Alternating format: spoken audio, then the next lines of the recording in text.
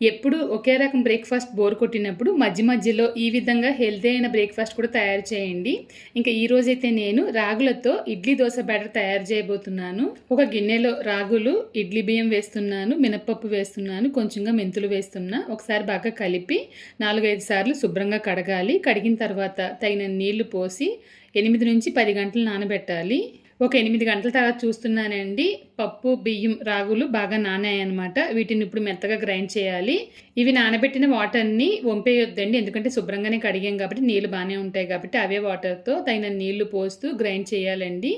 ఈ విధంగా మెత్తగా నలిగిన తర్వాత ఉప్పు అనేది వేయాలన్నమాట. నేను ఎప్పుడు పిండి రుబ్బేటప్పుడే ఉప్పు అనేది వేస్తాను. మీ ఇష్టం, మీరు కావాలనుకుంటే వేసుకోండి, లేదంటే కనుక పులిసిన తర్వాత వేసుకోండి.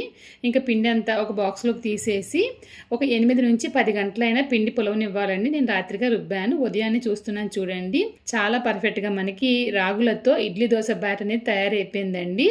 ఒకసారి బాగా కలుపుతున్నానండి. కలిపిన తర్వాత ఇప్పుడు ఇడ్లీ వేయాలన్నమాట. దానికోసం అని చెప్పేసి ఇడ్లీ పాత్ర పెట్టి ఒక 2 గ్లాసులకి వాటర్ అయితే పోస్తున్నాను. వాటర్ మరిగేలోపు ఇడ్లీ రేఖకి కొంచెం ఆయిల్ అప్లై చేసి ఇడ్లీలు అయితే వేస్తున్నానండి. మీరు క్లాత్ వేసి వేసుకునేలా కూడా వేసుకోవచ్చు అనమాట.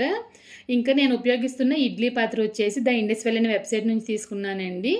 ద ఇండస్ వ్యాలీలో మీరు ఏ ప్రోడక్ట్ తీసుకున్నా కృపాట్ వాళ్ళు అని చెప్పేసి నా కూపెన్ కోడ్ ఉపయోగించారంటే కనుక వాళ్ళు ఇచ్చే డిస్కౌంట్తో పాటు ఎక్స్ట్రా 12% డిస్కౌంట్ ప్రతి కుక్వేర్ పైన ఉంటుందండి.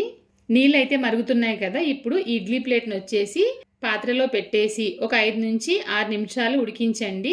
ఒక 6 నిమిషాల తర్వాత మూత తీసి చూస్తున్నానండి. చాలా పర్ఫెక్ట్గా మనకి రాగి ఇడ్లీ తయారైపోయింది. ఇంకా మీరు మీకు ఇష్టమైన చట్నీతో వడ్డించండి. ఇంకా ఆ రోజైతే నేను కార చట్నీ తయారు చేశాను అనమాట. ఆల్రెడీ మన ఛానల్లో కార చట్నీ రెసిపీ కూడా వీడియో ఉందండి. ఇంకా ఈ పిండి అయితే మీరు 2 రోజుల వరకు ఫ్రిడ్జ్లో స్టోర్ చేసి ఉపయోగించుకోవచ్చు.